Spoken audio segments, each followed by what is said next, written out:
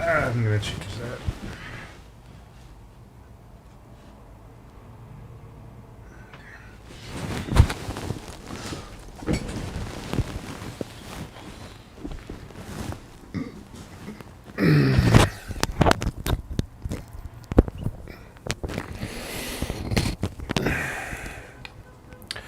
Okay. Good afternoon, everybody. My name is Jeremy, and I'll be guiding you through a meditation today. So hope you're all doing well on this Wednesday afternoon. It's sunny, nice day here in Brooklyn. Probably going to go for a walk after this, as I've been doing every day. Yeah, I think I need to walk even more, like an hour and a half. I was doing an hour, but I think an hour and a half might be better. Or up to 2 hours. But anyway, so today I wanted to talk about what I've been saying at the end of our meditations. If you've noticed, when we end our third round of meditation, generally I say this line that we are dedicating all the merit that we've accrued from our practice today for the benefit of all sentient beings. And so, yeah, what exactly does that mean, and why do I say it? Well, it's a kind of a deep answer to that question, I would say, or it's like I could probably talk about it for forever. But let me see. Basically, to summarize, there's two main forms. Again, summarize. There's two main forms of Buddhism. There's what is called today Theravada Buddhism, which is also known as Southern Buddhism. And then we have Mahayana Buddhism, which is known as Northern Buddhism. And so what's the difference? Well, as you can hear from the names, the geography definitely plays a role. And generally Theravada countries exist in the south of Asia. So places like Sri Lanka, Thailand, Cambodia, Laos, all strongholds of Theravada Buddhist tradition. And then Mahayana Buddhism is kind of the rest. Again, big summarizing statement here, but Mahayana Buddhism is what exists in most schools of China, or Chinese Buddhism, or Mahayana. So Zen Buddhism is Mahayana, Pure Land Buddhism is Mahayana, and then Tibetan Buddhism, which is my background, would fall under the subsect of Mahayana, even though it's called, generally referred to as Vajrayana. But it's still a subsect of Mahayana. And so what's the difference here between this Theravada school of Buddhism and Mahayana? Well, Theravada is based on a particular canon written in Pali, which is, they say, was close to what the language of the Buddha was. But the thing is that it wasn't really written down. They didn't actually start writing down Buddhist teachings until about 400 years into the tradition. Take that as it may.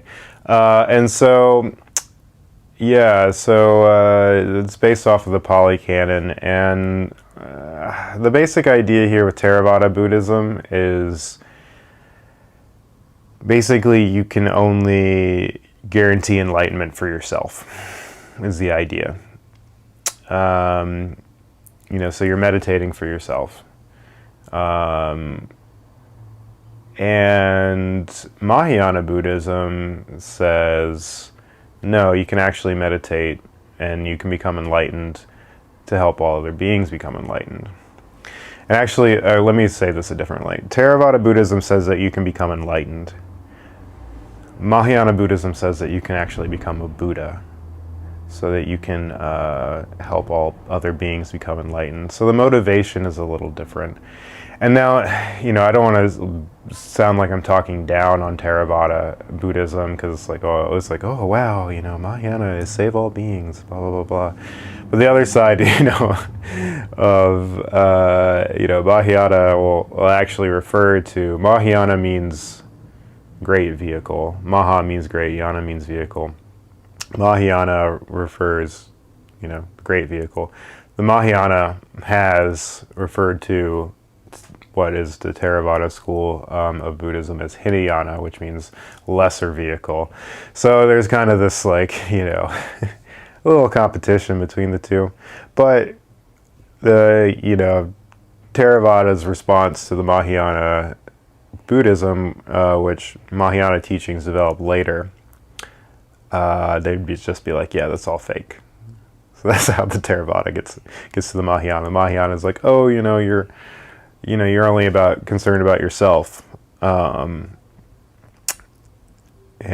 Theravada would be like, well, you Mahayanas are following sutras and teachings of the Buddha that never existed. So, that's how it is. So yeah, that's the other thing about Theravada Buddhism, is that it's generally considered the original teachings of the Buddha. Whereas Mahayana teachings were kind of revealed after, again, about 500 years after the Buddha died, and they were kind of revealed in revelation form, rather.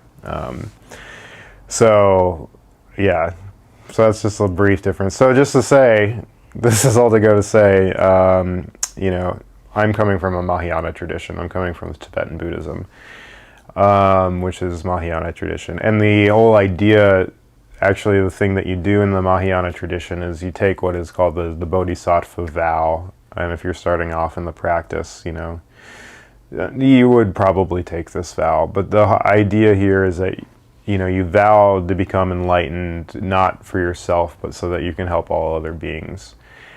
And so this is repeatedly hammered in again and again and again throughout the liturgy, throughout the rituals, and throughout the meditations. And so basically when I'm meditating on my own, it's like at the very beginning, I say my intention and I'm like, I'm doing this for the benefit of all sentient beings. And then at the end, in the middle, I'm like, oh yeah, by the way, I'm doing this for all sentient beings. And then at the end, I'm like, yeah, and then I'm going to do this for all sentient beings. So they really hammer it in that you're not doing it for yourself. And I just like to emphasize that. I mean, again, I'm not trying here to convert anybody to Buddhism, but I think just it's a helpful thing to keep in mind, whether or not you believe in merit or karma. I think it's a helpful thing to keep in mind that we're not just doing this for ourselves. We are doing it for other people. We're doing it so that we can relate and react better to other people. So, so that's why I like to say it. Again, to give you a little flavor of the traditional, but also just kind of as a reinforcement that, we're not meditating here just for ourselves. And, I just want to emphasize that because, I think that's often something that people accuse, people that meditate or do yoga or all the self-care, stuff that are like, oh, you're just navel gazing and, you're not actually doing anything for anybody, which, could be true, can be true. And people just in general have accused Buddhism of that for a long time. And other Buddhists within the tradition have been like, yeah, why are we meditating in caves all the time? And we could all go out and actually be engaging and helping people lead better lives. Fair question.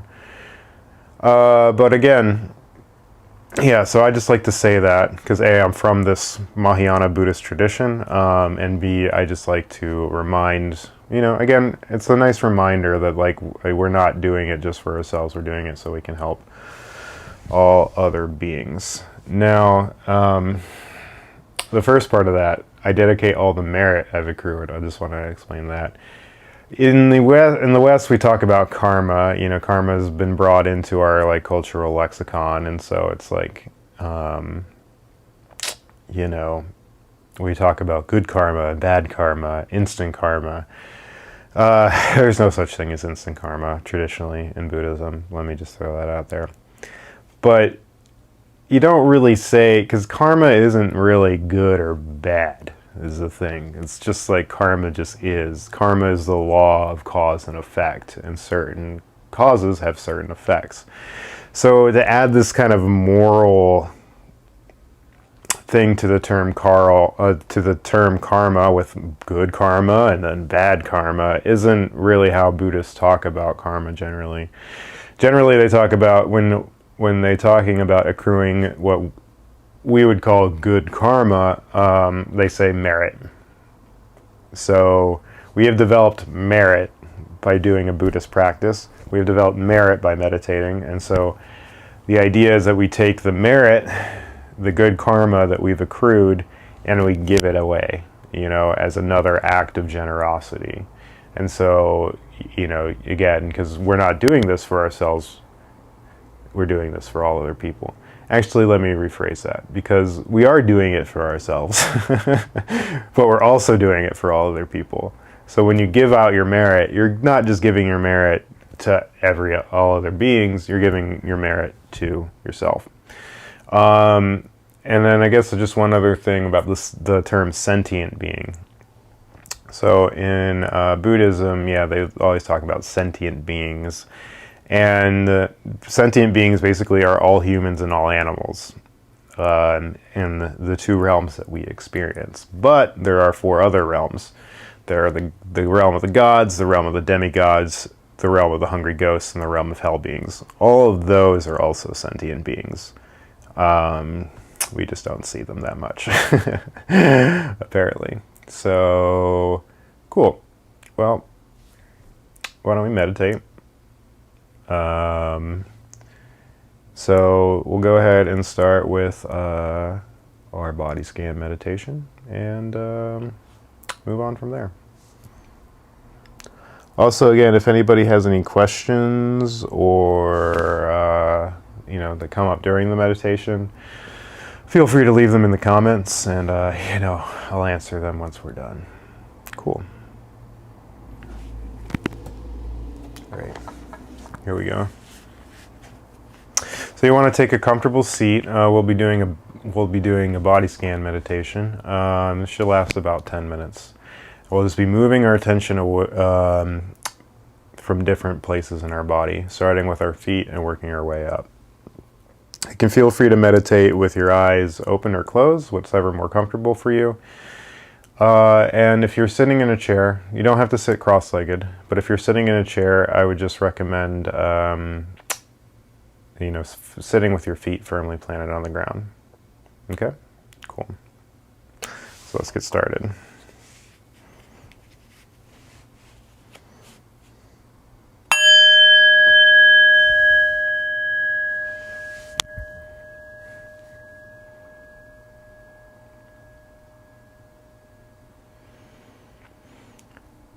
So now we're going to bring our awareness to our feet. Just notice how our feet feel right now in this moment. Maybe they feel warm, maybe they feel cold. Maybe you notice a particular texture touching your feet.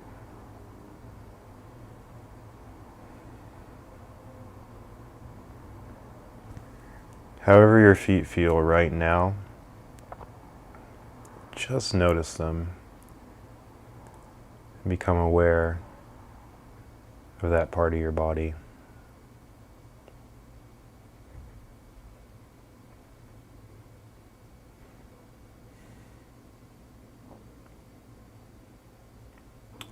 All right, now we're going to move our attention up to our seat,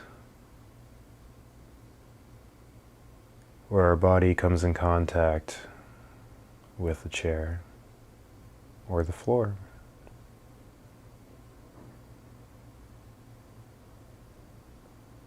Feel how you were supported and notice it during your practice.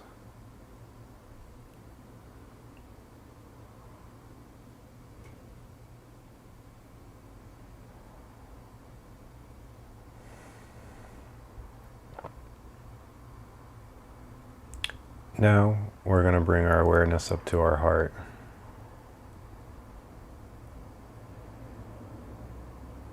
To that space in the center of our chest.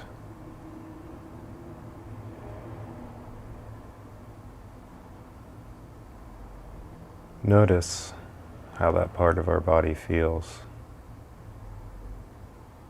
right now, in this moment.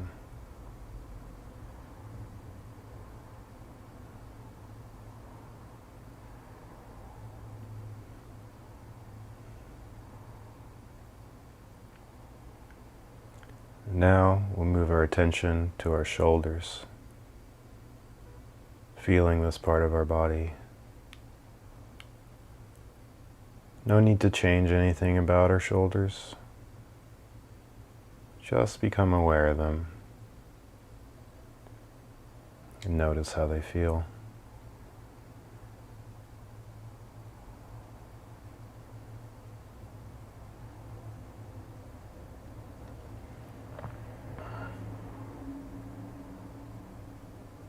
Now we'll move our attention to the back of the head,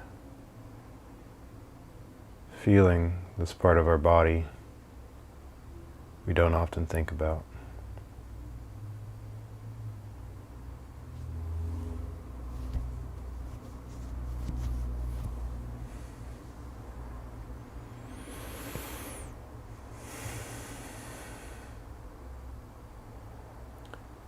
All right, now we'll move our attention back down to our feet,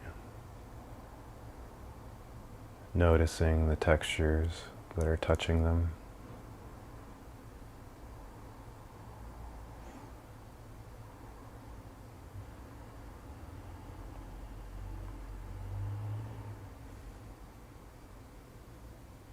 Now we'll bring our awareness up to our seat, noticing the support.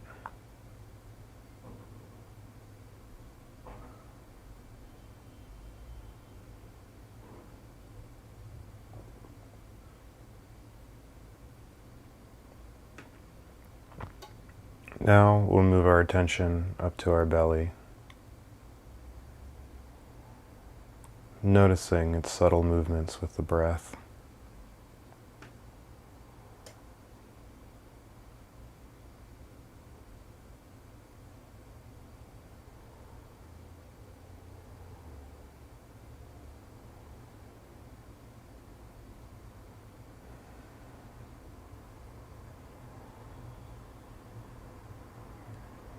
Now we'll bring our awareness to our heart.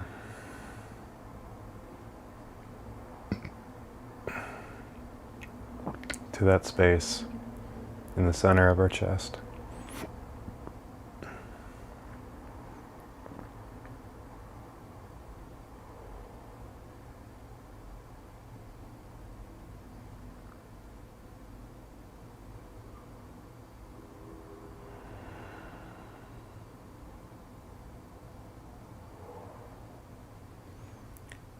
Now we'll bring our awareness to the back of the shoulders.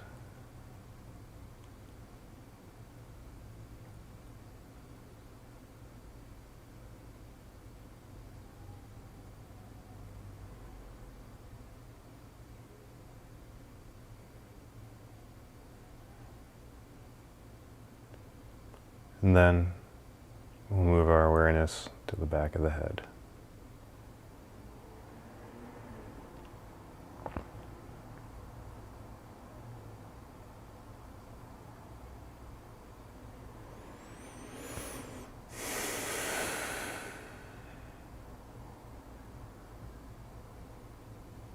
All right, now we'll move our attention down to our feet.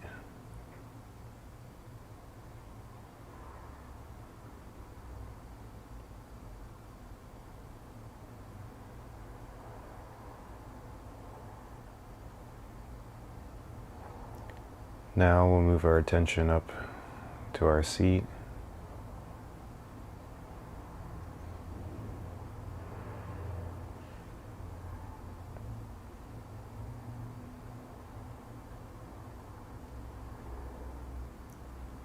Next, we'll move our attention up to our belly.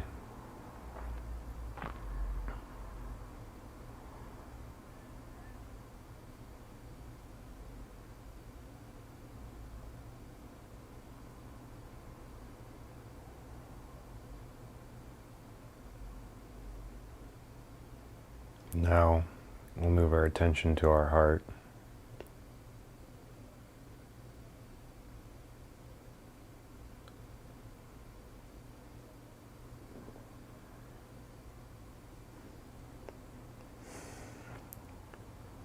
Next, we'll move our attention to the back of the shoulders.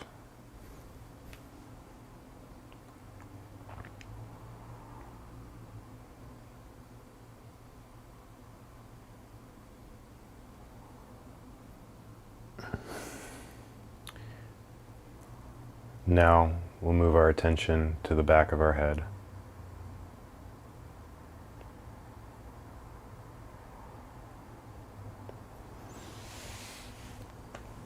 All right, in just a moment I will ring the bell, ending our first round of meditation.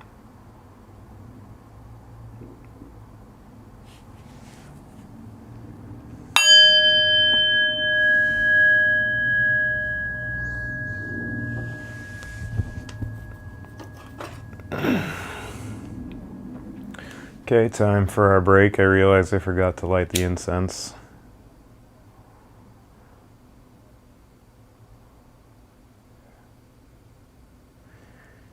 You can see my dusty old incense burner here that I got in Nepal. Hand carved. It's all busted up now, covered in ash. But, you know, it served me well for almost 10 years. It's got the 8 auspicious symbols on it, which I'll tell you about sometime. But okay, I realized I left my phone over there, which is my timer, so I'm going to go grab it real quick and I'll be right back for our next round.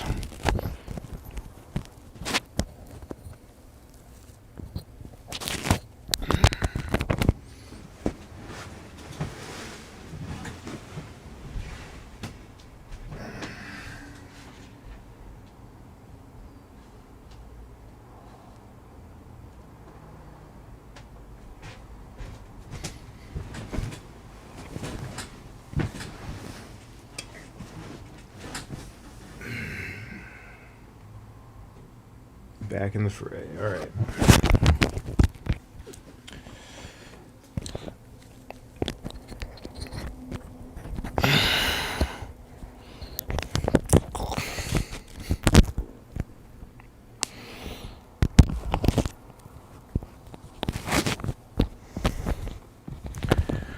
Okay.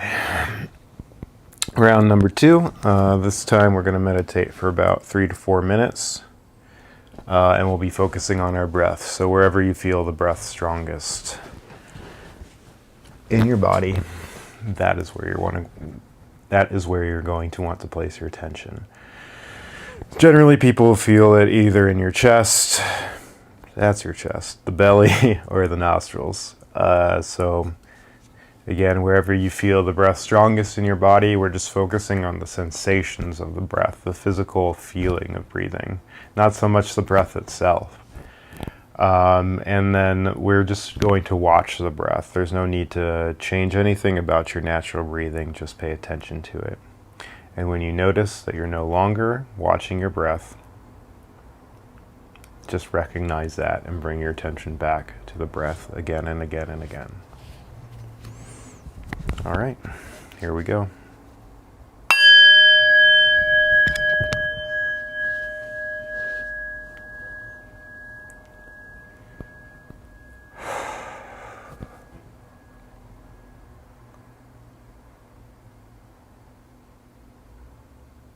So now we're going to bring our attention to our breath, focusing on our body where we feel the breath the strongest.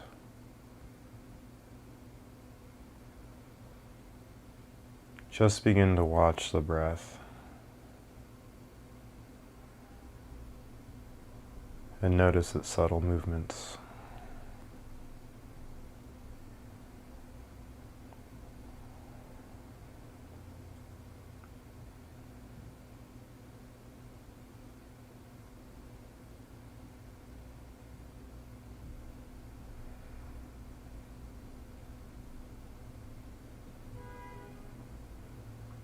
And if you get distracted,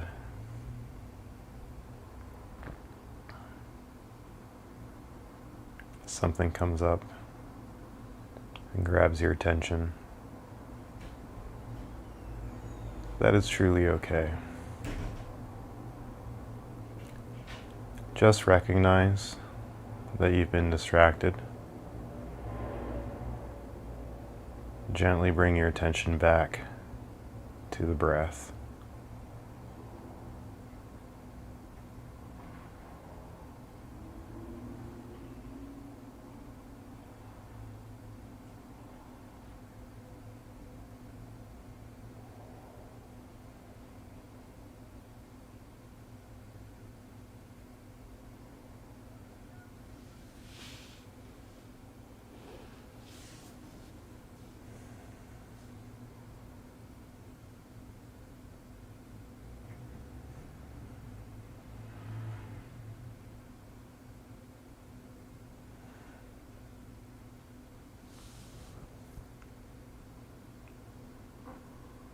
And if a memory from the past or a plan for the future comes and takes you away, that is truly okay. Just recognize that you've been distracted and gently bring your attention back to the breath.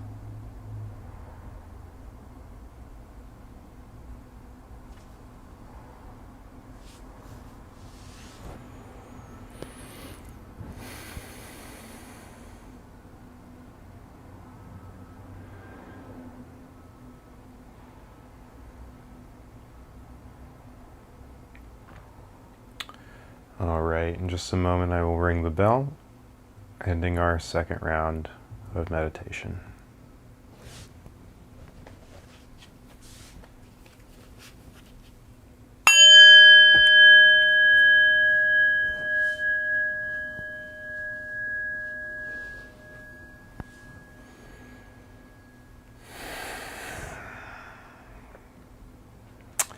Okay. Take a quick break.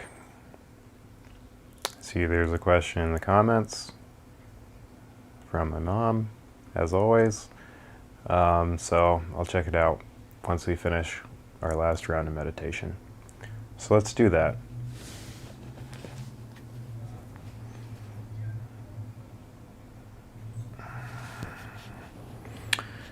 This time it's the same deal. Just focus on your breath. But I will not be guiding you. And we'll do about the same amount of time, about 3 minutes. So you're on your own here. But just remember, every moment, every time that you notice that you're no longer watching your breath, just recognize that and bring your attention back to the breath. All right, here we go.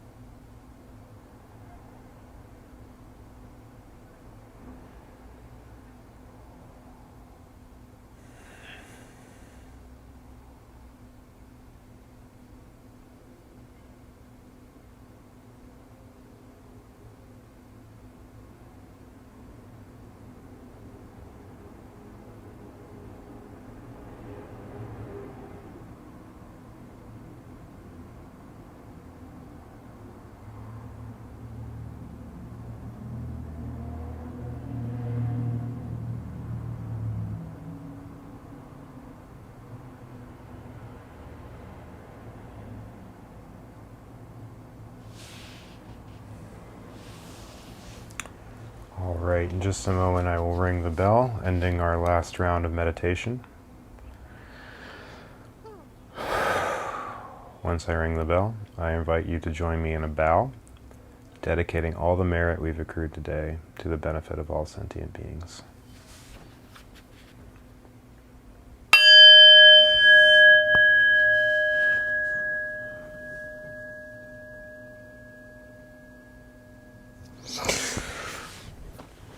Okay, let's see what this question is.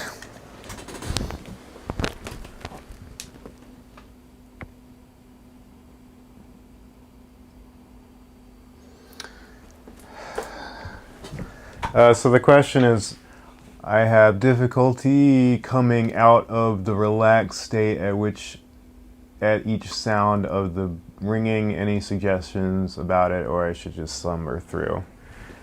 If we're doing like the little rounds,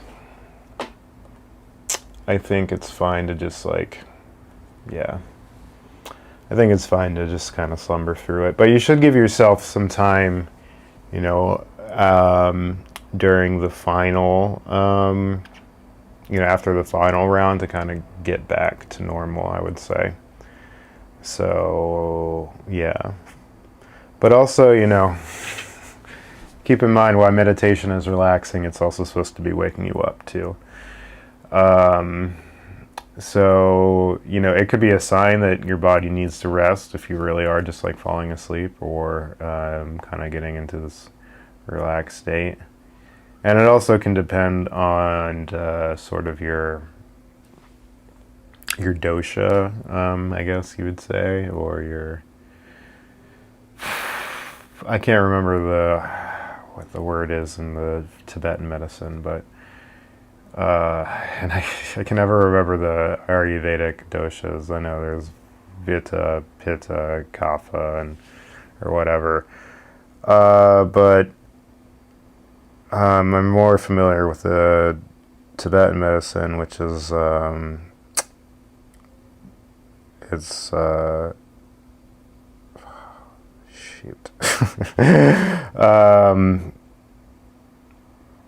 wind, bile, and phlegm are the three in Tibetan medicine.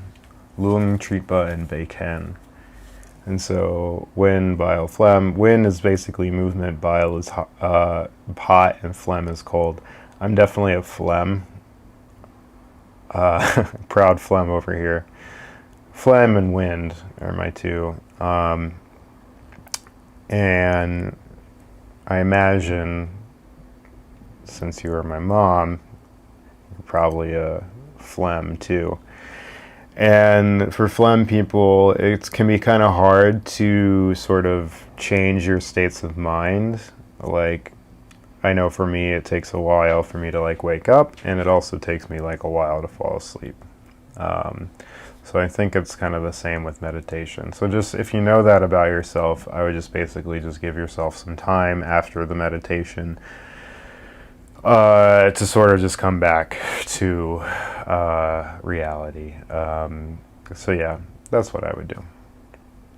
Cool. Well, thank you all for practicing with me today. Again, please like and subscribe to the channel if you haven't already. I do appreciate it. Also, I am available for private sessions starting at $50 an hour, but open to negotiation. Also, I'll accept donations either by Venmo or PayPal. I think the info is in the description below. But thank you again for practicing with me today. And next one coming at you, normal time, 5:30 on Thursday. So I'll see you then. All right.